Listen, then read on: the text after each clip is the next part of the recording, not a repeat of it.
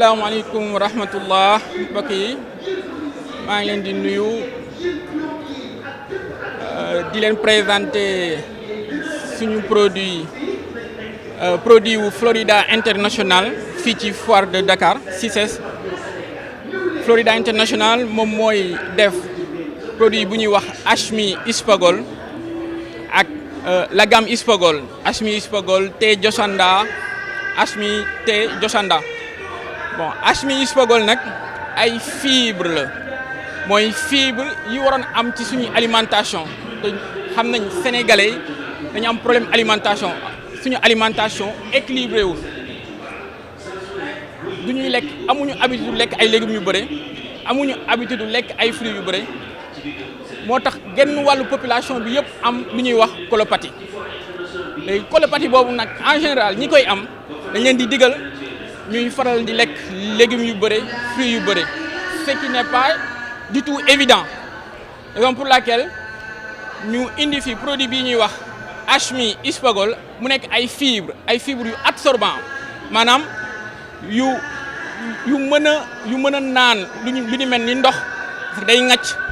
day ŋàcc aussi li ñuy wax les lipides graisses yi day ŋàcc aussi li ñuy wax les acides c'est-à-dire l'acidité des repas day ŋàcc suukar bi nekk ci ñam yi c'est-à-dire l'indice glycémique des repas donc Ashmi Hispagol mën nañu wax ni c'est spécifiquement conçu pour les colopathes dans le traitement de la colopathie daf ci efficace lool parce que boo xoolee ñi am colopathie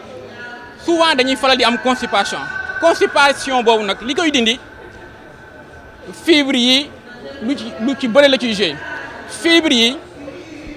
léeg-léeg mu am colopathe bi nga xamante ni dañuy wax mbàqam dafa tayal bon fibre yi nag c'est sous forme de son comme le son d'avoine xam nga xam ngeen avoine wala son de blé son de riz cox la maanaam coxu benn garab buy sax ci Asie donc ay graines yu ndaw la mais cox bi li koy composé mooy coquille yi xolitu graine bi moom moo koy composé xolit boobu nag ay graines yu ndaw la waaye xolit bi daa am particularité bu doy waar mooy boo ko jaxaseeg ndox boo yéexee sax mu mel ni laalo boobu muy def nag mooy yombal dem ginnaaw kër c'est que dafay mel ni un lubrifiant li tubaab di wax lubrifiant de l'intestin de faciliter le passage des selles mais en même temps cox boobu bu laalee mbaq bu tayal bi da koy stimuler sama xaritu docteur yi xam nañu li may wax moom la ñuy wax péristaltisme day déclencher le phénomène du péristaltisme wàccee donc produit la ba nga xamante ni day jouer li ñuy wax un rôle purement mécanique jigéenu wérul yi même bay ci bébé yi ñuy namp seen constipation yi mën nañu ko dindi de façon naturelle il suffit nga xooyal ko ci ndox bu fekkee bébé la jox ko ay cuillères rapidement mu dañ bu fekkente ni nag mag la bu lekkee ba pare mu jël un demi-verre d'eau sotti ko ci jaxase gaaw naanaat kaasu ndox mu defal ko liggéey bi ci biir de la même façon noonu lay def ci cadre ñi am problème acidité reflux gastrique moom la ñuy wax reflux gastrique noonu lay def aussi ci wàllu lipides yi moo tax ñu ne la dafa baax ci cholestérol. Il est essentiel nit ñi xool li ñuy lekk parce que 90% de toutes les maladies chroniques aujourd'hui sont dues à un côlon dysfonctionnel mooy biir boo xam ne setul boo lekkee ba pare jàll na mënatoo ci def lu bëri mais li nga mën nag mooy jàppale biir bi nettoyer ko donc ça agit comme un agent nettoyant yéen ñi nga xam ne peut-être jàpp ngeen ne feebaru leen ci wàllu biir na ngeen xam ne tey di ngeen jékki-jékki ñu tegal leen benn ceebu yàpp boo xam ne wala tegal leen rek yàpp boo xam ne amul benn légume à côté li ngeen mën a def mooy bu leen ko bàyyi mu yàgg ci biir bi di leen sonal jël leen un sachet d'Hispagol buvez-le prenez beaucoup d'eau et ça va vous aider à évacuer. boo ko naanee boo gisee ci image yi ñu leen di waaj a wan dans ce cas-là il s'agit d'une constipation mooy serré